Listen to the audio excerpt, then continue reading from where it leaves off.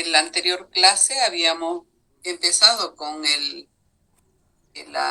tema número 3 de la unidad número 1 en cuanto a la organización y funciones de las células eucariotas. Y vimos todo lo que son, referente a lo que es el núcleo, ¿verdad? Vimos todo lo que son las características que tiene el núcleo. ¿Alguien me puede decir cuáles son las características del núcleo? El núcleo es el orgánulo membranoso más prominente de la célula. Bien. ¿Por qué se dice orgánulo al núcleo? Porque tiene ADN. Porque tiene membranas, ¿no? Porque tiene membranas, sí está,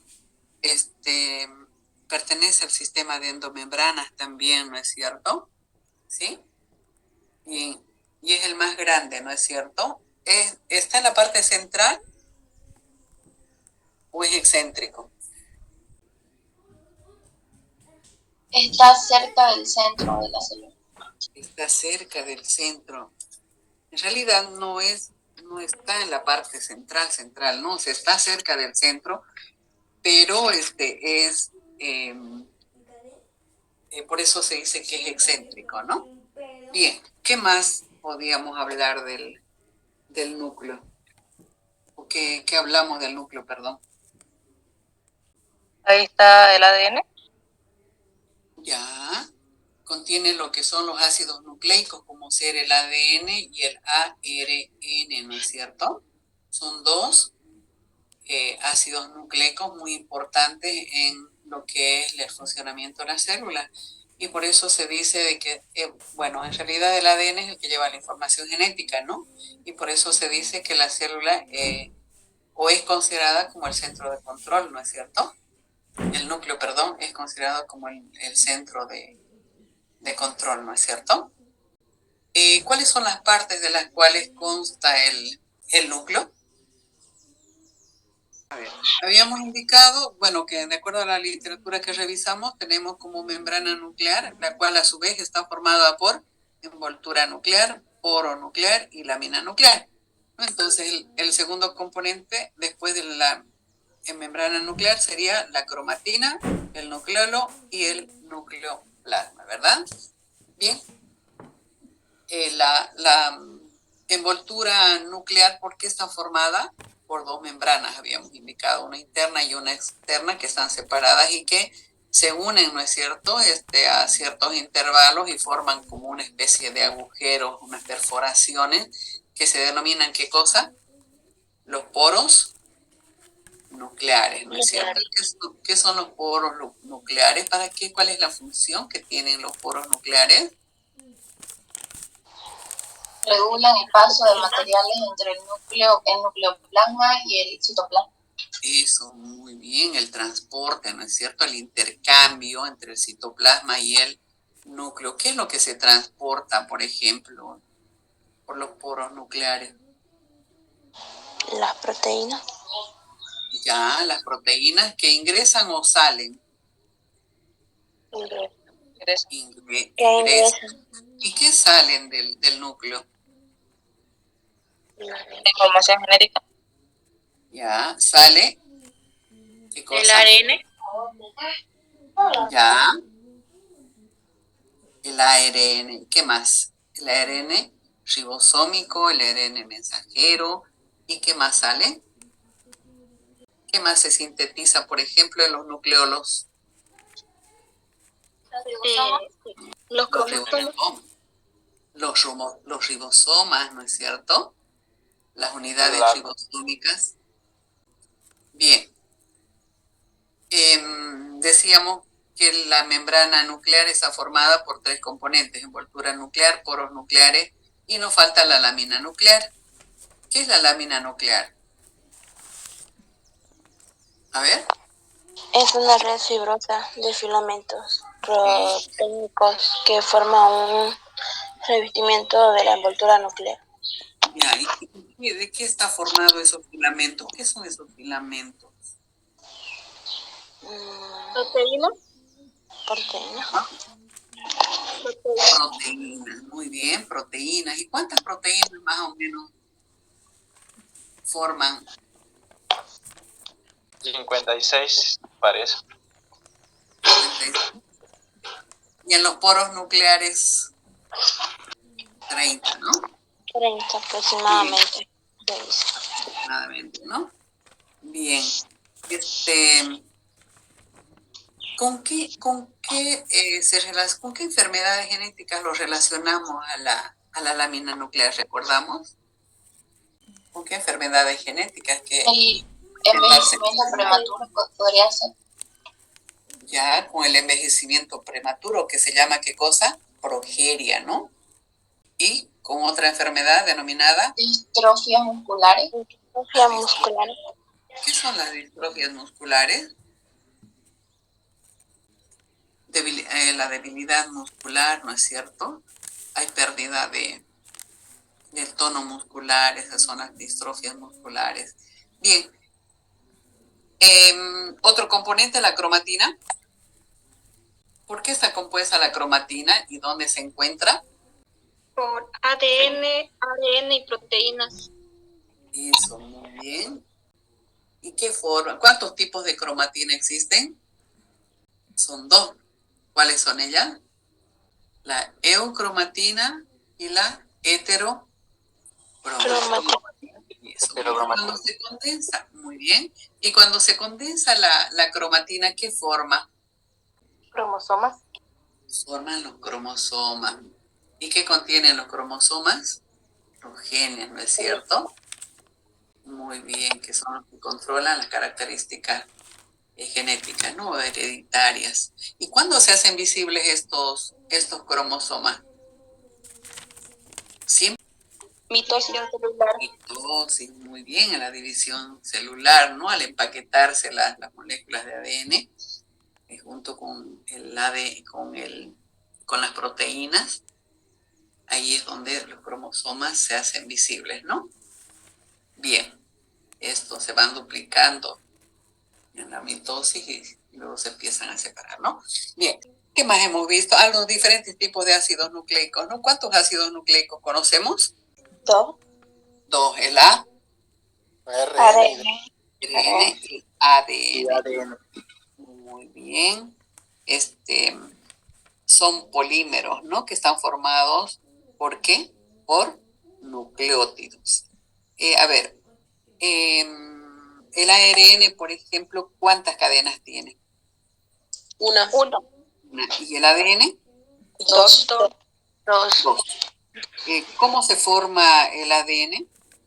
Pero básicamente, en cuanto a la cadena, por ejemplo, son 4 aminoácidos para cada uno de ellos, pero los 20 aminoácidos no vayan a confundir. Yo les había indicado los 20 aminoácidos que son los formadores de proteínas, ¿ya? Pero cada proteína es tan grande que pueden estar repetidas los aminoácidos, ¿no? Y por cada proteína puede estar formada por 80, por 90, por 100, etcétera, etcétera, dependiendo del tipo de proteína, ¿sí? Bien, en el caso de los ácidos nucleicos, por ejemplo, el ADN está formada, dijimos, por dos cadenas, ¿no? Que están enlazadas como una hélice y en el caso del ARN solamente por una sola cadena, ¿no? Bien, en cuanto a los azúcares, ¿cuál es el azúcar que tiene el ADN y cuál es la que tiene el ARN? El ADN tiene desoxirribosa y ARN la ribosa. Bien, de ahí viene el nombre, ¿no? Del ADN que tiene el azúcar desoxirribosa, por eso se llama ácido desoxirribonucleico. Y el ARN, gracias a la ribosa, ácido ribonucleico, ¿no es cierto? También estos azúcares están unidos a un ion, ¿no? A un ion fosfato, ¿no es cierto? Y estos, además, contienen, ¿qué más? Las bases nitrogenadas. Son las mismas las bases nitrogenadas, los aminoácidos que tienen tanto el ARN como el ADN.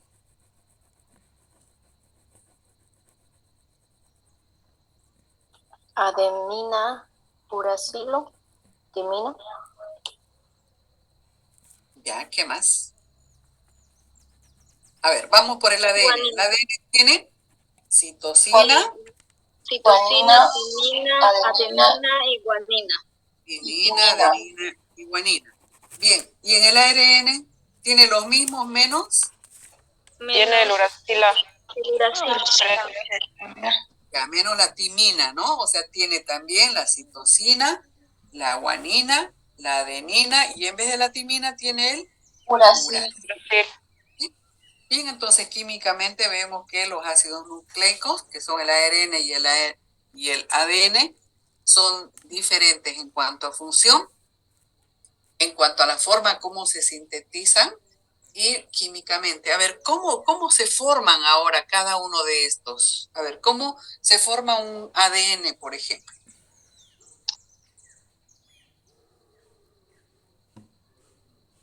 ¿Recuerdan? Ayer explicamos.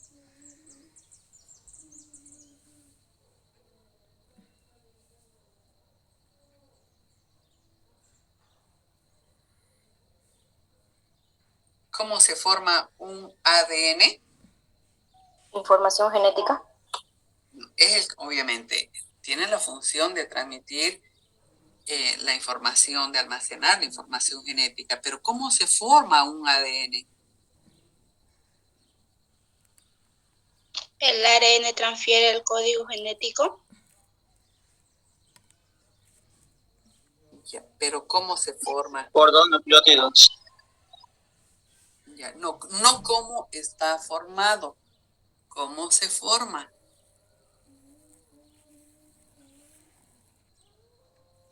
¿No se acuerdan? Ayer explicamos cómo se forman los ácidos nucleicos, perdón, en este caso el aminoácido, el ADN.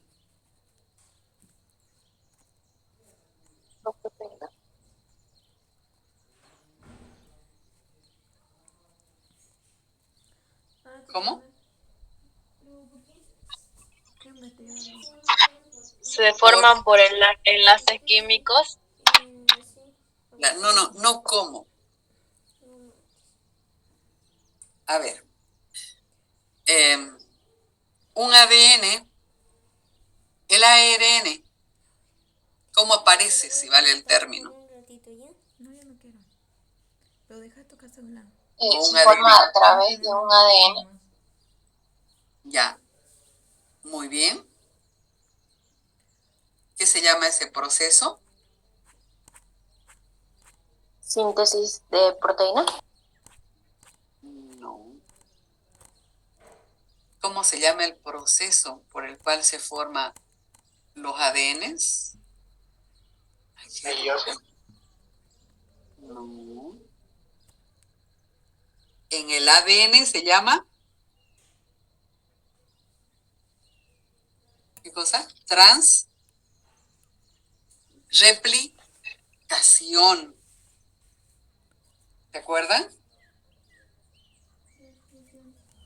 En el ARN en el ADN se llama replicación. Se replican, se hacen copias igualitas a él mismo. Y a partir de un ADN, cuando es necesario elaborar un ARN, a partir del ADN se desprende una sola de las cadenas, ¿sí? Y forman una sola molécula, una sola cadena que se llama ARN. ¿Sí? Bien. Creo que eso nomás vimos ayer. No recuerdo más.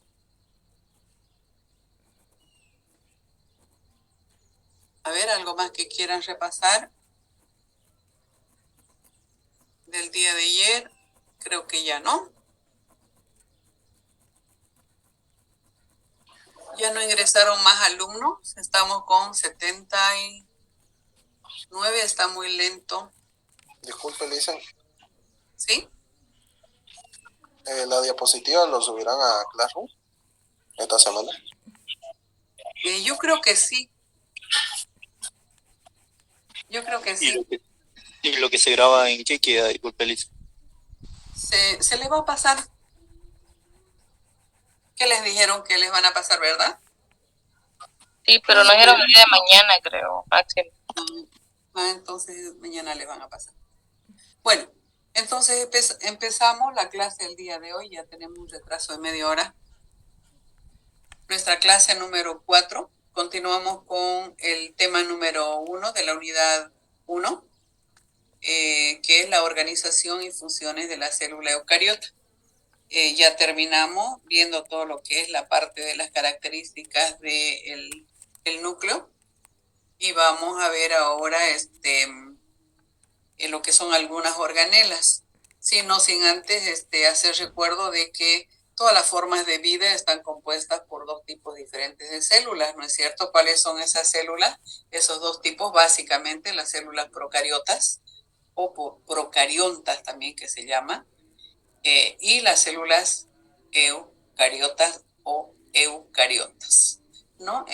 Procariontas, ya dijimos, viene de pro, que significa antes, y cario quiere decir nuez o núcleo. Entonces, procariota significa antes del núcleo, a diferencia de las eucariotas, que significa verdadero, y cario, núcleo. Entonces, cuando hablamos de las células eucariotas, hablamos de células que tienen un núcleo bien definido, un núcleo verdadero, ¿sí?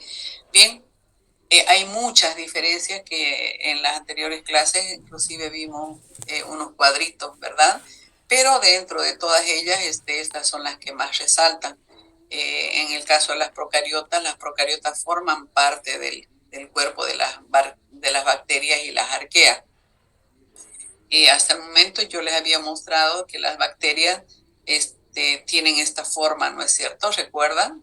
Esta aparentemente es una bacteria que se llama Escherichia coli, es una bacteria que normalmente se encuentra como saprófita, es decir, formando parte de la microbiota normal en el intestino, ¿no? Entonces, pero si se fijan, miren, ella tiene la forma de bastoncito, es una forma alargada que corresponde a ese grupo que son los bacilos, ¿ya? Pero hay muchas formas que pueden tener estas bacterias que son las representantes de las células procariotas. Aquí tenemos, por ejemplo, dibujado, ¿no? Para que se pueda entender, y aquí las mismas que son fotografías mediante el microscopio electrónico de muestras patógenas. Entonces aquí tenemos, por ejemplo, los bacilos. Si nos fijamos aquí también, tenemos unos bastoncitos, unos bacilos, igual aquí, ¿sí? Bien, hay bacterias, por ejemplo, también que tienen la forma esférica, que se los denomina de cocos. Miren, aquí, por ejemplo, son redonditas, eso se lo llaman cocos, ¿no? Entonces, las células procariotas, cuyos representantes son las bacterias, repito, tienen diferentes formas. Miren, inclusive los coquitos pueden unirse unas al lado de la otra formando como cadenitas, ¿no es cierto? Como unas bolitas como como los denarios. Eso se los llama streptococos. O a veces, miren, formando como racimos de uva, eso parece, le falta el palito con la hojita y ya es un racimo de uva. Cuando se disponen de esta manera los cocos, se los llaman estafilococos. O a veces pueden estar de a dos, ¿no? Miren, fíjense, ellos se los llama diplococos. Por ejemplo, la Neisseria gonorrea, que es la causante de una enfermedad de transmisión sexual, que es la gonorrea, por ejemplo. Si ustedes toman una muestra de una secreción, en pacientes con gonorrea y llevan al microscopio, lo tiñen previamente, van a verlo así, como ven aquí, exactamente lo mismo, ¿no? Así los coquitos de a dos, ¿no? Dentro de la célula. También los podemos ver a las bacterias, inclusive dentro de lo que son los bacilos, así estos, miren, algunos que tienen flagelos y algunos que están curveados. Cuando están curveados ya dejan de llamarse bacilos y se llaman vibrios. El caso, por ejemplo, de Vibrio cholerae, que es el causante de una enfermedad llamada cólera, ¿no? Donde uno de los signos y síntomas es la diarrea y puede producir la muerte en los niños. Y así podríamos ir viendo todas las formas. Aquí tenemos una forma espidilar. El otro día ustedes me daban un ejemplo de Helicobacter pylori, que se encuentra en la mucosa gástrica del estómago, ¿no es cierto? Y produce enfermedades como la gastritis, y pues si no se cura pueden producir una úlcera gástrica, un cáncer gástrico y la muerte a los pacientes, ¿no? Entonces, estas células procariotas, repito, cuyos representantes es la bacteria, pueden tener diferentes formas. Cuando hablamos de forma es la parte externa, Pero en lo que se refiere a la parte interna, ¿sí? Es la misma para todas.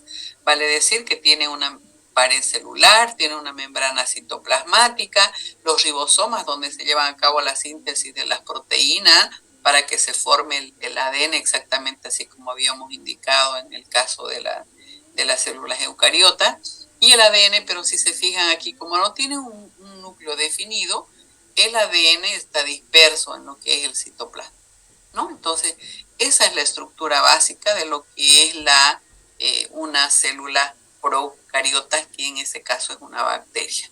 Obviamente, también habíamos explicado en las anteriores clases que algunas bacterias tienen esta estructura. ¿Qué se llama? ¿Qué se llama? Esta estructura como una colita. Flagelo. El flagelo. ¿Cuál es la función del flagelo? Habíamos indicado en esta célula eucariota, procariota, perdón, que es la bacteria. Le da la locomoción, ¿no? El movimiento permite que la célula pueda moverse y eso determina el grado de patogenicidad o de virulencia. Las bacterias, por ejemplo, que tienen flagelo, son más virulentas que aquellas que no tienen flagelo. Aquí tenemos otras estructuras, las fimbrias, por ejemplo, las fimbrias, y cuando son más largas se llaman pilis, ¿no? Entonces ellas también tienen una función determinada. Una de ellas es adherirse. Por ejemplo, cuando esa Escherichia coli empieza a crecer en grandes cantidades y migran, por ejemplo, a otras zonas como, por ejemplo, la vejiga, en el aparato urinario, ahí ella puede ser patógena y mediante estas fimbrias ella adherirse a la superficie de las células epiteliales que recubren la vejiga o cualquier parte del aparato urinario y hacerse patógena, ¿no?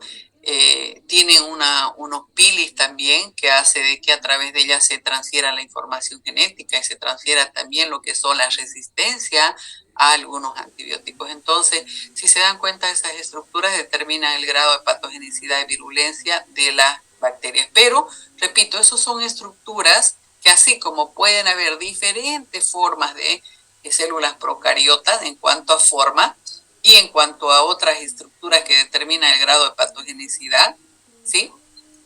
Pero lo que no cambia es esta estructura principal que habíamos mencionado. Repito, yendo de afuera hacia adentro, pared celular, membrana celular, citoplasma, donde están los ribosomas, y el nucleoide o área nuclear donde se encuentra el ADN.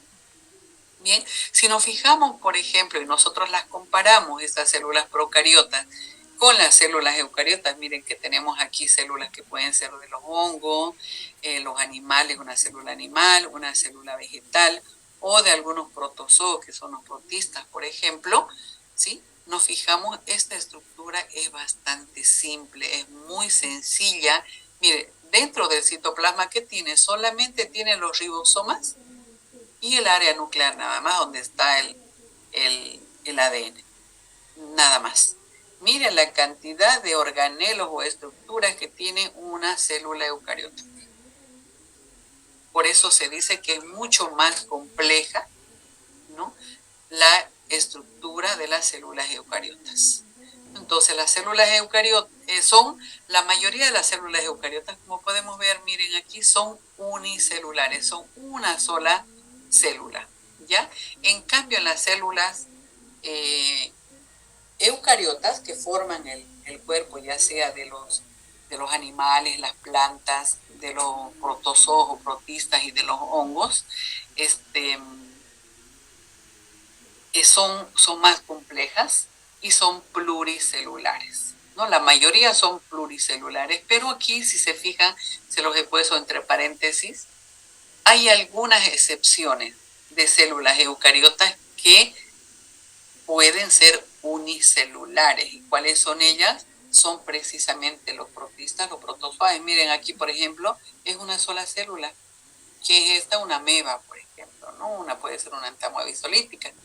Y los hongos, en el caso de los hongos, ¿cuáles son unicelulares? ¿Recordamos cuál dijimos?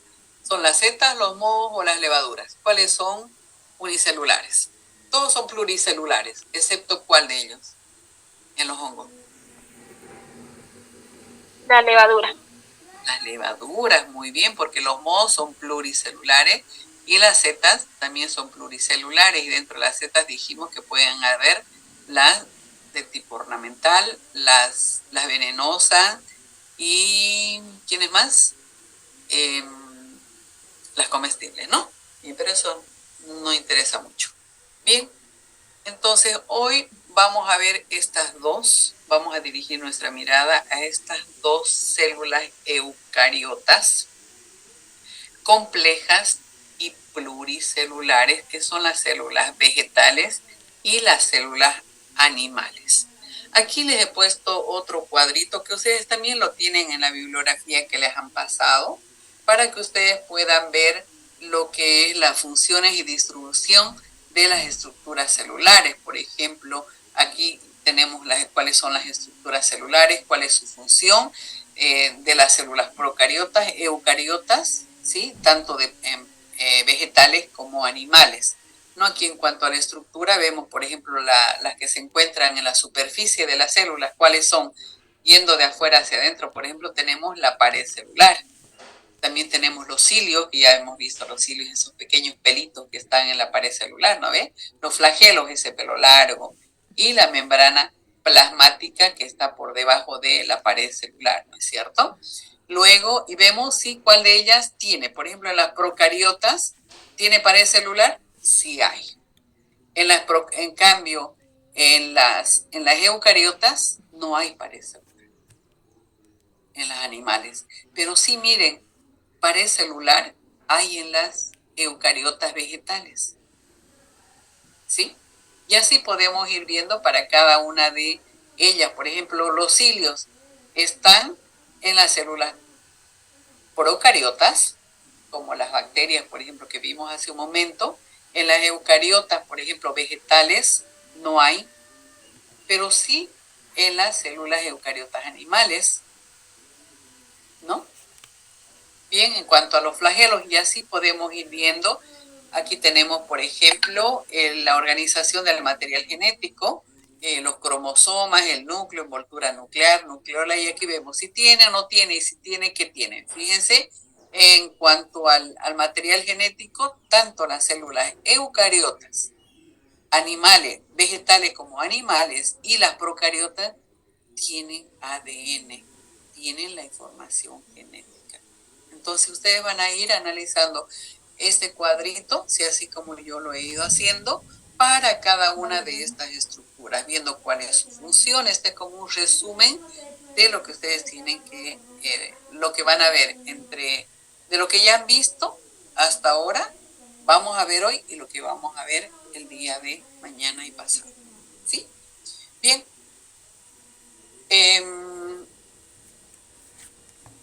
Aquí este cuadrito, miren, no me canso de ponerles para que ustedes no se olviden de que tenemos dos tipos de células, ¿no? En los organismos vivos, que son las procariotas, las más conocidas son las bacterias, tenemos las arqueas también, ¿no es cierto? Dentro de las eucariotas tenemos los protistas o protozoos, las plantas, los animales y los hongos, ¿verdad? Bien. Estas, por ejemplo, las procariotas pertenecen al dominio procaria, ¿no es cierto? Y estas, las eucariotas, pertenecen al dominio eucaria. ¿Y cuántos reinos son? Aquí están los reinos, miren. Hongos, animal, plantas, protistas, ¿y cuál es el otro reino? La bacteria, ¿no es cierto? ¿Sí? Bien. Aquí podemos ver también dos tipos de células eucariotas, o serán procariotas. A ver, mírenlas. ¿Son procariotas o eucariotas? Eucariotas, Eucariotas. ¿Por qué dicen que son eucariotas? porque tienen orgánulos. Porque tiene un núcleo. Muy bien. Su estructura en el citoplasma es bastante compleja, ¿no? Hay bastantes orgánulos. Ya, ¿qué más? Que tiene Una célula animal y la otra vegetal. Ya, no, ¿qué más ven ahí? Un núcleo definido. El núcleo, muy bien. Aparte de las organelas o los orgánulos, bien, ven el núcleo, ¿no es cierto? Bien. Alguien por ahí decía, ¿por qué esta es una estructura de una célula eucariota vegetal? ¿O es esta? ¿Cuál es la vegetal?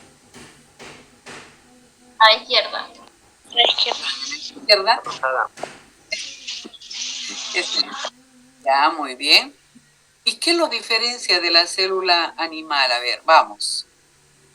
Que cuenta con una vacuola. Ya, aquí mire, tiene la vacuola, que es bastante grande, ¿no? Especialmente, esta aparentemente es una célula vegetal madura, ¿no? Porque en las inmaduras generalmente se las ve la vacuola como pequeñitas, ¿no? En cambio, ya en una célula adulta se las ve así bastante grande, ocupando más o menos unas tres cuartas partes de lo que es el citoplasma, ¿no? Bien, aquí en las células animales también tienen vacuolas, pero eso también lo vamos a describir el día de mañana, ¿ya?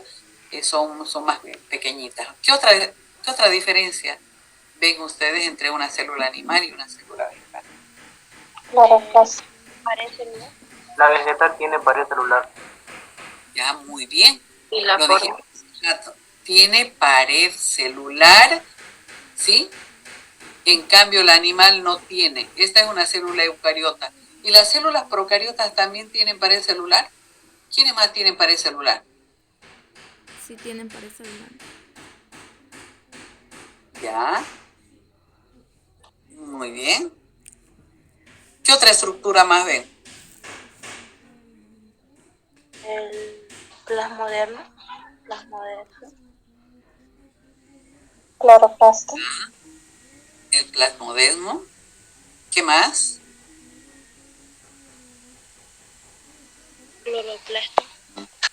Los cloroplastos. ¿Qué es lo que les llama la atención a estas estructuras de un color verde, ¿no es cierto? Que tienen, parece como unas moneditas ahí adentro, ¿no? Esto se llama, ¿qué cosa? Cloroplasto, ¿no es cierto? ¿Sí? Bien. Aquí está su nombre, cloroplasto. O sea, está un poco cortado. Bien. Aquí también tenemos algunas diferencias entre lo que es las células vegetales y las células animales, ¿sí? Y aquí también ustedes pueden ver, se los he puesto algunas imágenes, que es lo que más resalta aquí, las vacuolas, ¿no? Las vacuolas, si se fijan, aquí está en subrayadito, ¿no? También lo que es la pared celular, miren, está subrayado con rojo para que se acuerden, las vacuolas y los cloroplastos, ¿no? Esas son tres básicamente las diferencias que más sobresalen, más relevantes entre lo que es una célula vegetal de una célula animal. Bien, aquí tenemos una estructura eucariota.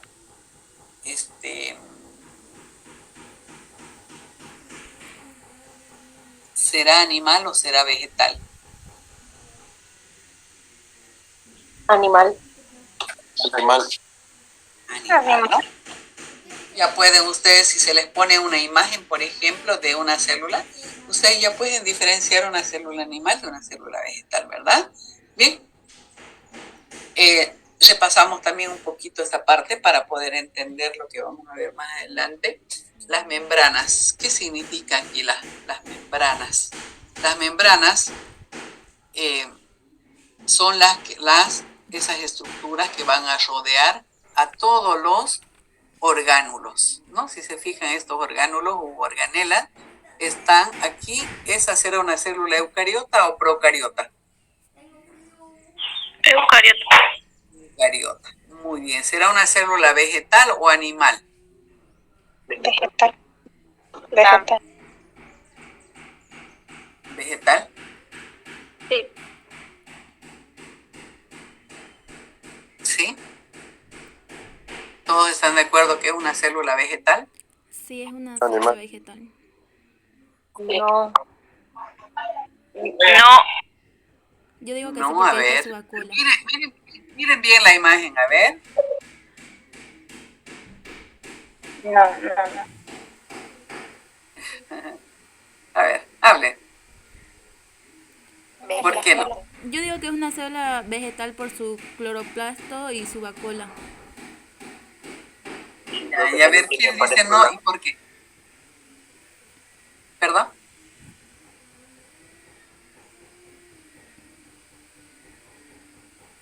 Es una vegetal porque se ve que tiene pared celular. Ya.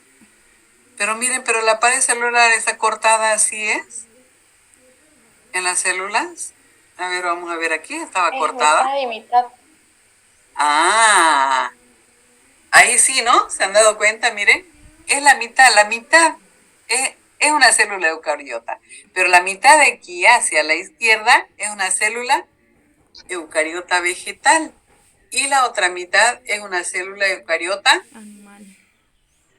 animal, porque las vegetales no tienen flagelos, ¿no es cierto? No tienen centriolos tampoco.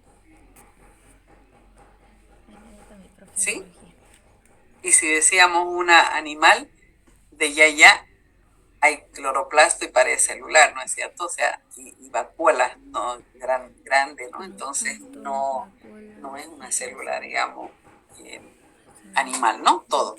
Entonces estamos de acuerdo que la mitad es célula vegetal y la mitad es célula animal. Pero en ambos casos, si se fijan, hay las membranas. Fíjense, en todas las estructuras se repiten, ¿no? Algunas, mira, aquí tenemos la mitocondria, aquí también tenemos una mitocondria, ¿no? Aquí tenemos un lisosoma, aquí tenemos lisosomas, tenemos los ribosomas, también aquí tenemos los ribosomas, el aparato de Golgi en ambos casos, el retículo endoplásmico rugoso, el retículo endoplásmico liso, las fibras del citoesqueleto, que son las que mantienen una posición fija, las organelas, etcétera, etcétera, ¿no?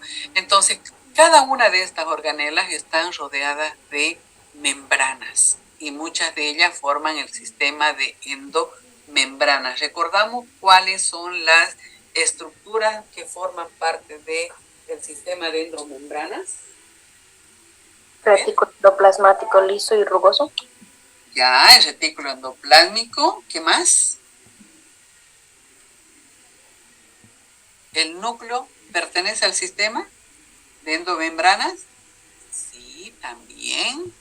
El aparato de Golgi y lisosoma. Complejo de Golgi o aparato de Golgi, muy bien. Los lisosomas también, aquí tenemos los lisosomas en ambos lados. Y la vacuola. La vacuola.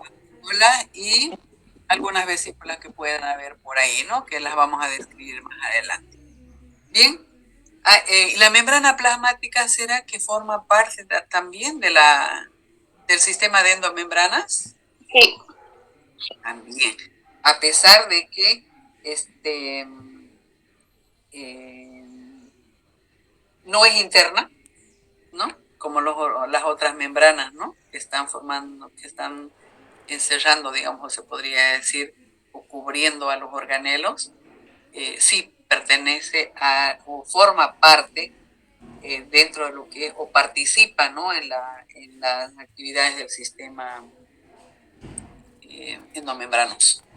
Bien, y pregunto, a ver, ¿cuáles son las estructuras que no forman parte del sistema de endomembranas?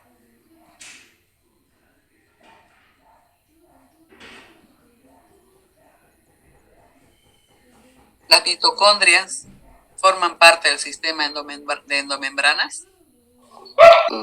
No. No. ¿Los cloroplastos? No. No. Tampoco, ¿no? Bien.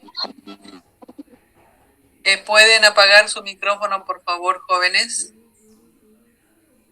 Aquí tienen otra imagen de una célula eucariota. ¿Esa será animal, vegetal?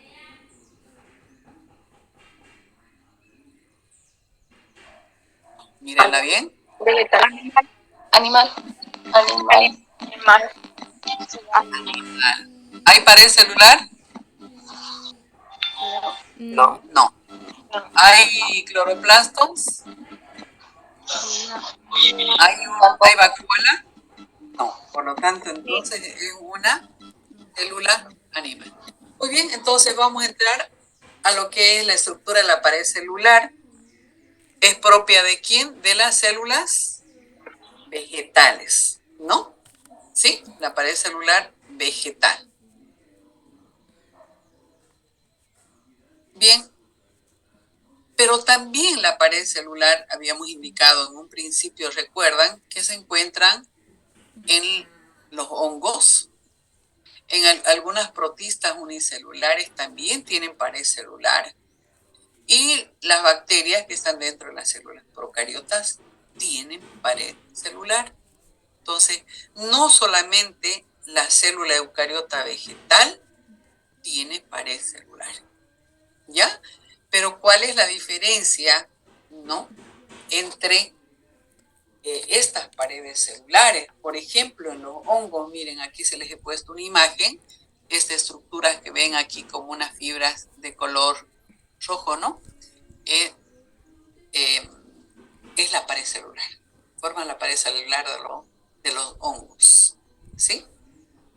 Y está formada por quitina, un componente químico que se llama quitina, que es la que le da la dureza y la resistencia a los hongos, ¿no? Cuando lleven la materia de bacteriología, de microbiología, la materia de micología, donde se estudian los hongos, la profesora o el profesor les va a enseñar con más lujo de detalles esta parte. ¿Qué me interesa ni en ese momento? Que nosotros, o que ustedes recuerden, que los hongos tienen también pared celular y esa pared celular está formada por quitina, un componente químico que se llama quitina, que no solamente las células eucariotas vegetales lo tienen, y que algunos protistas unicelulares también que viven en el mar, por ejemplo, tienen pared celular, pero miren la diferencia entre la que tienen los hongos. ¿De qué tienen estos protistas unicelulares marinos? Tienen celulosa, tienen proteína o a veces también tienen en su pared celular una especie, un componente químico que es la sílice vítrea. ¿Sí? Bien, en las bacterias, por ejemplo, en las bacterias la pared celular juega un papel muy, muy importante, ¿sí? Porque tiene muchas funciones la pared celular en las bacterias. Está en la parte más externa. No sé si tienen, aquí tengo una imagen. Bien, esta, por ejemplo, miren, es una Escherichia coli, es un bacilo gram negativo, ¿sí? Que está en los intestinos. Si nosotros hacemos un corte, por ejemplo, de esta bacteria, vamos a ver por afuera, miren, la parte más externa que tiene, la membrana, la pared celular. Más hacia adentro, miren esa zona amarilla, es la membrana celular, ¿sí? Aquí están los ribosomas en el citoplasma, ¿ya? Y el área nuclear o nucleoide donde se encuentra disperso el ADN, ¿sí? Bien, entonces esta pared celular, por ejemplo, en las bacterias, en los protistas, juega un papel muy importante. Es la que le da la forma a las bacterias. ¿Se acuerdan qué forma dijimos que tienen las bacterias? Redondita, ¿no? Que se llaman cocos, de forma alargada, que se llaman bastones, como una coma, ¿no es cierto? Los vibrios, y como el Helicobacter pylori, por ejemplo, así en forma de espiral, ¿no es cierto? ¿Quién le da esa forma a las bacterias? La pared celular. Le da esa rigidez para que tenga esa forma la bacteria, ¿sí? Bien, ahora, en cuanto a la composición química, por ejemplo, miren, si vemos esta pared celular, la cortamos, miren, vamos a ver, o aquí esta pared celular, miren, esa zona blanca es la pared celular que está en la parte más externa. Miren, aparentemente bueno, se ha cortado, ¿no? Pero era un poquito, un redondito, a diferencia de que es un bacilo largo, ¿no? Son dos bacterias totalmente diferentes, pero cualesquiera sea la forma, la composición química de la pared celular de las bacterias, ¿sí? Es la misma. Ambas tienen, por ejemplo, miren esas estructuras rojas que ustedes ven aquí, se llama peptidoglucano, ¿no? Es un componente químico que eso ustedes lo van a ver seguramente en química, van a repasar en química, ¿no? Aquí, por ejemplo, miren, tienen una sola capa de peptidoglucano en la pared celular, toda esta es la pared celular, ¿ya? Y aparte en el resto está formado por membrana, una membrana superficial que va a ocupar el resto del espacio. En cambio, miren aquí todo el espacio de la pared celular, ¿quién lo ocupa? El peptidoglucano. Entonces tiene varias, miren, varias capas de peptidoglucano. Entonces, ¿qué bacterias serían estas que tienen solo una capa? Serían las bacterias gram negativas, como en ese caso una Escherichia coli, por ejemplo, que se la ve de un color rosadito en el microscopio. Y estas, por ejemplo, son gram positivas, porque tienen muchas capas, ¿no? Y estas se tiñen en el microscopio de un color azul o violeta. Entonces, cuando yo veo, por ejemplo, cuando ustedes les llega una muestra al laboratorio, cuando estén llevando bacteriología, por ejemplo, ¿no? Y les llega una muestra, por decirles, de unas heces diarreicas, ¿no? Y tal vez encuentren Escherichia coli, ¿ya? Que puede ser o una muestra de orina donde ese paciente está con una infección urinaria y quieren saber cuál es el agente causal. Y encuentran esta bacteria, así la van a ver, de un color rosadito. Ya. Yo al verla rosada voy a decir, es una bacteria gram negativa. A pesar de no ver, no voy a ver la estructura química, ¿no? Pero yo al verla por el color, ya digo, es una bacteria gram negativa y tiene una sola, en su pared celular tiene una sola capa. ¿Sí? Pero si esta bacteria yo la veo de un color azul o violeta, entonces voy a decir, es una gram negativa. Y automáticamente voy a decir, tiene en su pared celular, tiene muchas capas de peptidoglucano. ¿Se dan cuenta? Entonces, para eso me sirve, ¿sí?, la pared celular, para poder clasificar a las bacterias en bacterias gram negativas y bacterias gram positivas. ¿Sí? Bien, pero eso lo van a ver con más lujo de detalle, repito, en microbiología, en la materia de bacteriología.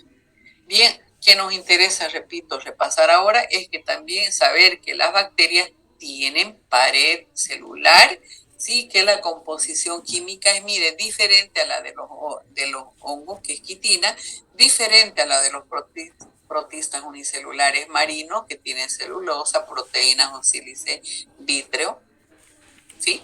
Ellas tienen, ¿qué cosa? El polisacárido péptido glucano, entre otras, obviamente, entre otros componentes que, miren, aquí están, ¿no? Bien, pero eso es lo que nos interesa a grosso modo. Ahora vamos a lo que es la pared celular, que es un poquito más compleja, así que lo he dejado por eso para el último, la pared celular vegetal, ¿no? Estas paredes celulares generalmente son producidas por la misma célula. La misma célula es la que elabora y forma esta estructura que se llama pared celular, que se encuentra en la parte más externa de la célula, ¿no? Y estas células vegetales, aquí tenemos, miren, una célula vegetal, donde está la pared celular. A ver, aquí dice pared celular, miren, esta es la pared celular, está en la parte más externa, ¿no? Entonces la pared celular, decíamos, está formada, miren, químicamente, ¿por qué está formada? El hongo, su pared celular, a ver, ustedes me dicen, por Quitina.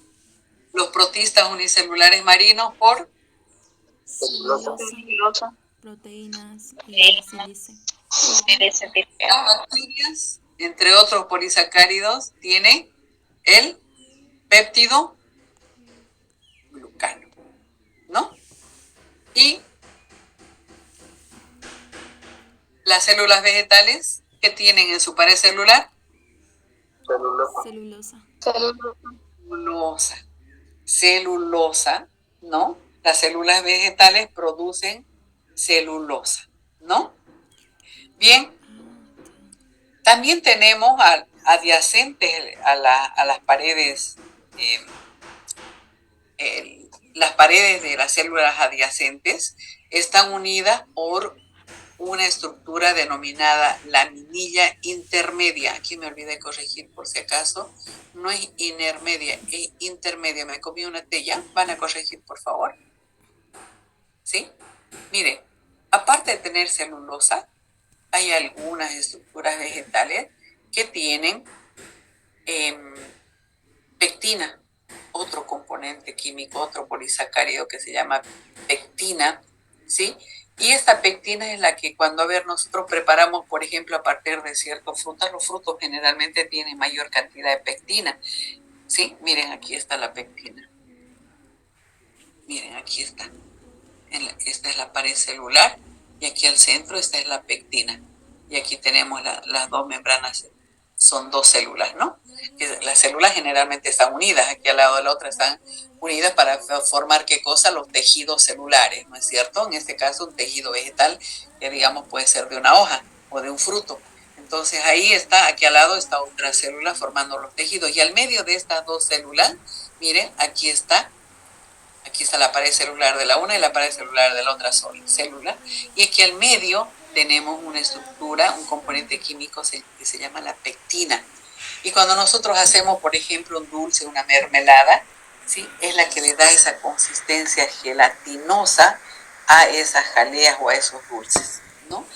La pectina es la que tiene una textura gelatinosa y es la que le proporciona precisamente a esa mermelada, ¿no? O jaleas. Otra función, miren, que tiene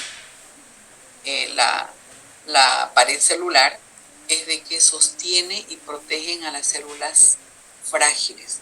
Por ejemplo, en el caso de los musgos que se encuentran en las paredes o en las plantas, y a las plantas mismas les proporciona la resistencia a las fuerzas de gravedad y al viento.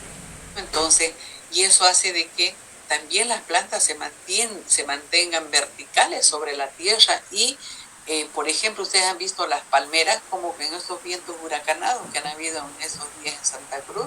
Hemos podido ver cómo las palmeritas, que hay bastantes aquí, no se caen, ¿no es cierto? Se caen otros árboles, pero las plantas, las palmeritas no se caen. Ellas son las que tienen mayor cantidad de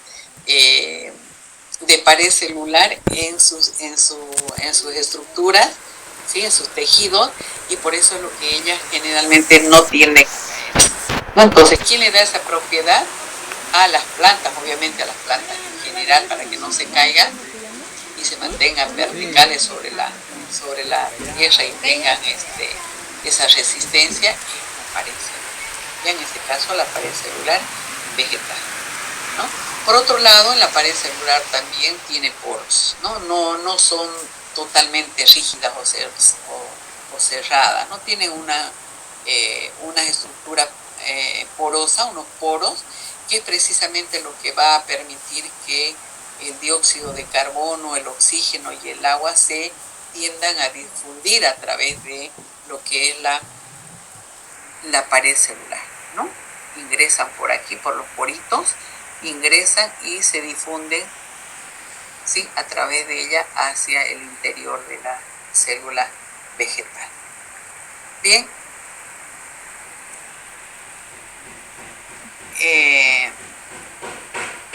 Con eso terminamos lo que es pared celular y entramos viendo otra estructura vegetal, que son las vacuolas, que ya lo vimos, ¿no? Aquí miren, esta es una célula animal o vegetal.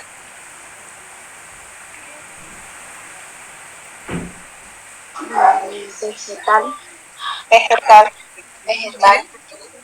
Aquí vemos qué cosa, la vacuola, la pared celular y los cloroplastos, que son estos verdes. Entonces, es una célula vegetal, que es lo que lo caracteriza a esta célula. Bien, aquí se los he puesto en un resumen, como para que ustedes puedan leerlo con más calmita en la casa, pero les voy a explicar algunos puntos, ¿ya? ¿Cuál es la función más importante que tienen las vacuolas? participan en el crecimiento y desarrollo de las plantas, ¿ya? Por un lado. Por otro lado, las vacuolas son consideradas como unos sacos grandes, habíamos indicado, pero cuando la célula es adulta, ¿no? Y está rodeada por una membrana. En las células inmaduras generalmente hay varias estructuras, son muy pequeñitas estas vacuolas y son más, como les digo, son más pequeñas y son más numerosas, ¿ya? En cuanto al espacio que ellas ocupan dentro de la célula en sí, las vacuolas ocupan más o menos una 3/4 partes del volumen de la célula vegetal, ¿no? Algunas literaturas dicen hasta el 80%, ¿no? Casi todas las células contienen más o menos una o más vacuolas, generalmente, ¿no? Ellas regulan, una también de sus principales funciones es la de regular con la regulación del agua, que se encuentra dentro de la célula misma, el sostén y el almacenamiento, ¿ya?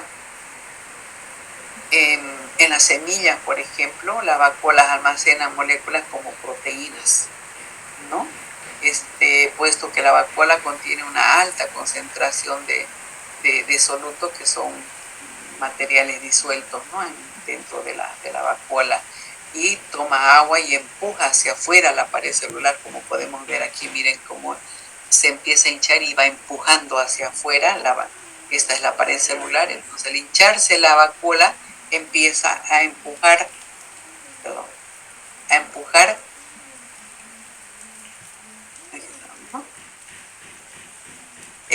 hacia afuera la pared celular, ¿no? A esta presión hidrostática se lo denomina presión de turgencia, ¿no? Y es la que va a hacer de que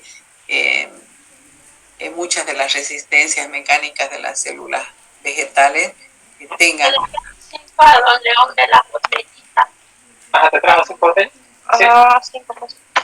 Por favor, su micrófono, niña. Otra función que tienen las vacuolas es la del mantenimiento de la homeostasis, ¿no? Ayuda, por ejemplo, a mantener el pH adecuado, captando, ¿no?, lo que son el exceso de los iones hidrógenos. Las vacuolas también están presentes en muchos tipos de células animales y en protistas unicelulares, como en el caso de los protozoarios, por ejemplo, que tienen vacuolas alimenticias que se empiezan a fusionar con los lisosomas que digieren el alimento, ¿no? Hablando de lisosomas, las vacuolas también, en cuanto a su función, se podría decir que tienen una función similar a la de los lisosomas, ¿no? Porque los lisosomas en las células animales, por ejemplo, tienen una gran cantidad de enzimas hidrolíticas y residuos degradados, y eso hace de que se digieran, tengan la función de digestión los lisosomas, que lo vamos a ver el día de mañana eso con más detalle, ¿ya? Entonces las vacuolas, para recordar el día de mañana, tienen funciones similares a las de que dijimos, a las de los lisosomas, ¿no? Vamos por acá, ¿no? Algunos protozoarios también tienen vacuolas contráctiles que eliminan el exceso de agua de la célula. Por ejemplo, miren, aquí tenemos un paramecio, ¿no? Un paramecio, que es un organismo que tiene una estructura muy, muy particular. Si se fijan, miren, aquí tienen, dentro del citoplasma tienen sus vacuolas. Miren las vacuolas que peculiar son, ¿no? Miren, tienen unas estructuras muy, muy peculiares que hace que los organismos como estas aguas, estas estructuras, estos organismos, generalmente viven en el agua dulce, ¿no? Y estas vacuolas, como decíamos hace un momento, permiten eliminar el exceso de agua, ¿no? Son contráctiles. ¿Por qué? Si ustedes se fijan en cuanto a su estructura aquí, vamos mirando, tienen conductos. Si se fijan, miren, tienen estos conductos que ustedes ven aquí, miren. Hay unos conductos, ¿ya? Tienen en la parte, se llaman conductos recolectores. Entonces, por aquí, si ustedes se fijan, miren la flechita, por ahí son conductos recolectores por donde ingresa el agua. Normalmente el agua ingresa hacia la célula por el proceso de la ósmosis, ¿no? Entonces llega hasta estos conductos recolectores e ingresa dentro de lo que es esta estructura que es el paramecio, ¿no? Y entra a un depósito central. Si se fijan aquí, esta estructura se llama el depósito central. Y hay un conducto, si se fijan por aquí abajo, hay otro conducto. Ese es un conducto que desemboca en un poro sobre la membrana plasmática. Miren, sale por ahí y desemboca aquí en unos poros que tiene la membrana plasmática, ¿no? Entonces, ¿qué pasa? Cuando el agua ingresa a la célula, llega aquí a las vacuolas, que son las que recepcionan la mayor cantidad de agua, empiezan a hincharse. Pero ¿qué pasaría si el agua no sale?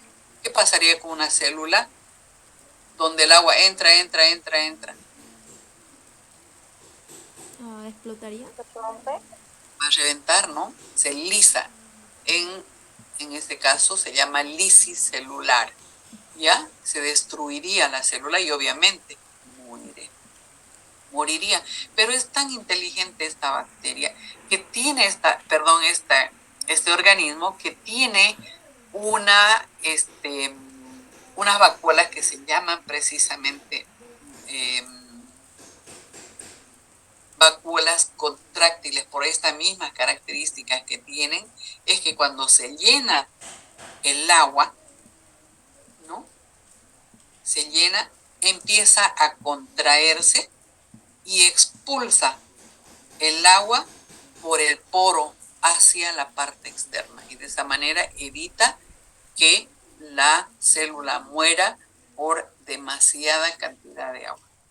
Entonces se dan cuenta, miren la importancia de estas vacuolas contráctiles en este tipo de animalitos, ¿no? Entonces podemos ver que las vacuolas se encuentran también en otros organismos, como en este caso, esta se llama Paramecium, ¿sí? Paramecium sp. Entonces aquí estamos con un género, ¿no? ¿Se acuerdan cuando vimos la jerarquía, la clasificación jerárquica? Cuando tiene un solo nombre y así en cursiva se llama género. Cuando tienen dos nombres se llama especie, ¿no? ¿Sí? Bien, no importa.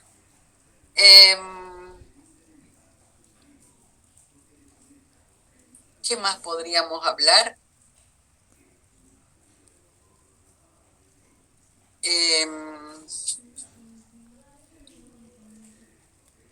En cuanto a las células vegetales, participan en el equilibrio hídrico de la célula. Se podría decir que es el vertedero también de los desechos. En algunas plantas, por ejemplo, en las hojas, almacenan sustancias venenosas, como por ejemplo el ácido sulfúrico, y eso evita de que los animales vengan a comerse sus hojas, ¿no? Entonces son tan inteligentes estas plantas que en sus vacuolas almacenan, ¿no? estas sustancias venenosas. Después también hay algunas plantas donde ustedes ven las flores de unos colores hermosos, ¿no es cierto? Que son pigmentos azules, ¿no? O también pueden ser morados. Y precisamente esos pigmentos, ¿dónde se almacenan?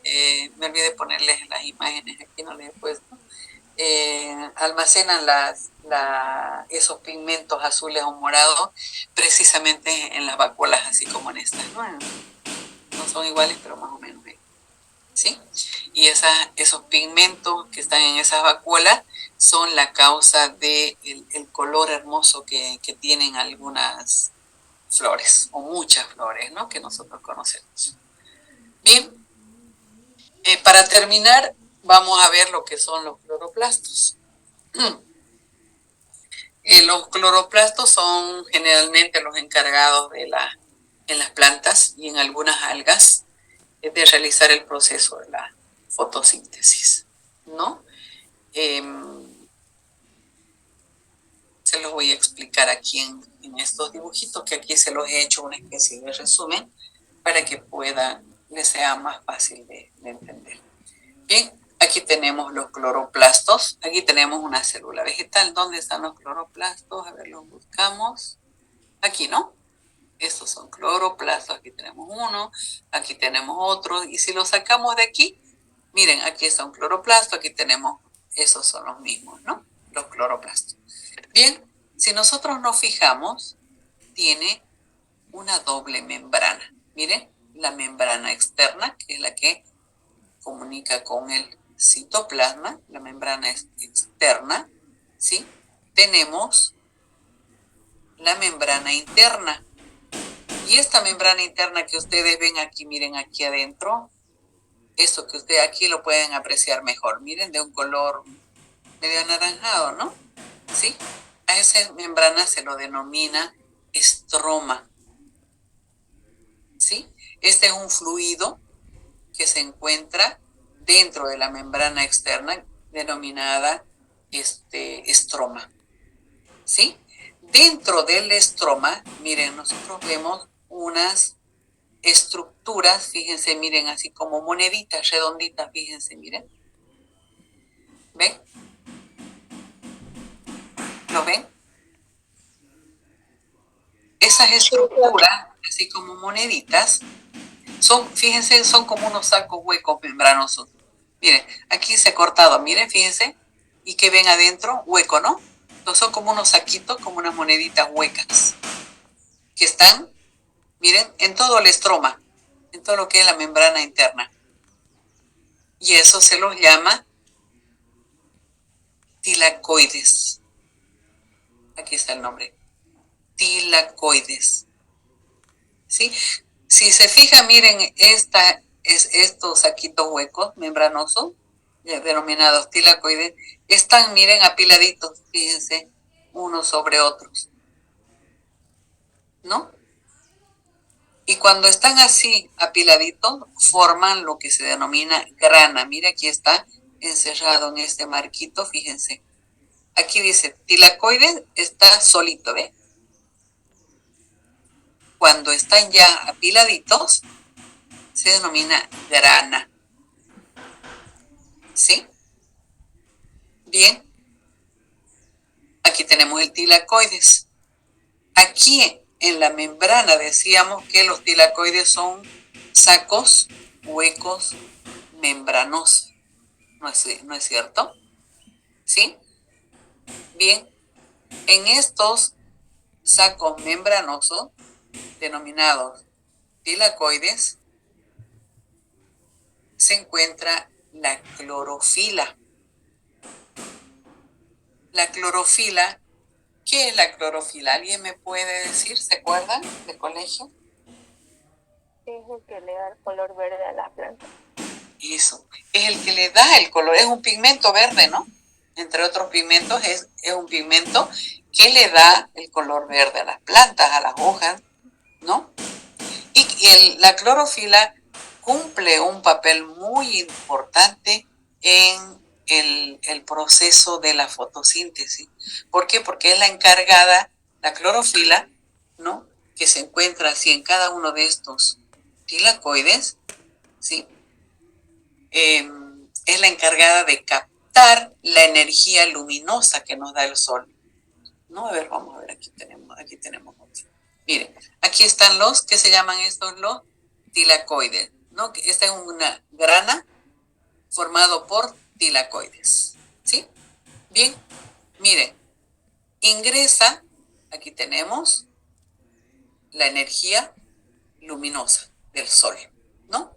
Ingresa aquí a las hojas donde están los tilacoides y se lleva a cabo ahí el proceso de la fotosíntesis. Nosotros sabemos que en el proceso de la fotosíntesis participan el agua y el dióxido de carbono junto con la energía luminosa, porque lo que se trata es de, en la fotosíntesis, es de transformar la energía luminosa en energía química. Ese es el proceso de la fotosíntesis, ¿no? Bien,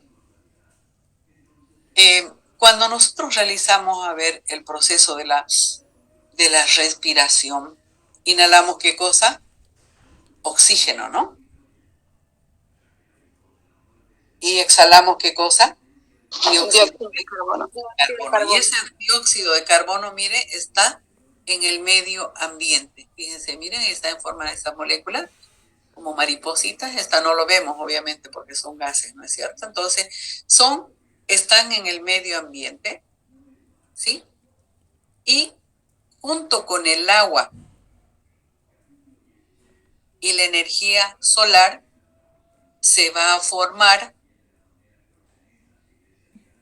los polisacáridos, que son azúcares, especialmente la glucosa. Aquí tenemos, miren, la fórmula de la glucosa.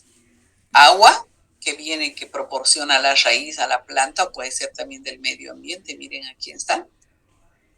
El dióxido de carbono que nosotros exhalamos en el proceso de la respiración, en la exhalación más propiamente dicho, más la energía lumínica, la luz del sol, nos va a dar ¿qué cosa? Miren, esta molécula es una molécula de glucosa, que es un azúcar, un monosacárido en este caso, es un hidrato de carbono. ¿Y qué más van a desprender o van a formar algo muy importante las plantas? Oxígeno. Y ese oxígeno es el liberado hacia el medio ambiente y es lo que nosotros inhalamos en el proceso de la respiración, en la inhalación. ¿Sí? Y ese oxígeno obviamente va a entrar al organismo, se va a transformar nuevamente, va a ir a oxigenar los tejidos y producto de esa oxigenación se va a formar el dióxido de carbono como un producto de desecho, que ese producto de desecho va a salir hacia afuera y eso va a ser utilizado por las plantas junto con la energía lumínica y el agua para formar los nutrientes de la planta, porque los hidratos de carbono o carbohidratos son los nutrientes para, ¿qué cosa? Para la planta, ¿no? Y el oxígeno, obviamente, que es la vida para el ser humano. Bien, ¿recordaron? Todo esto vieron en colegio, ¿no es cierto? Sí. Sí. Bien, no sé si tienen, me parece que es nuestra última diapositiva. Si tienen alguna pregunta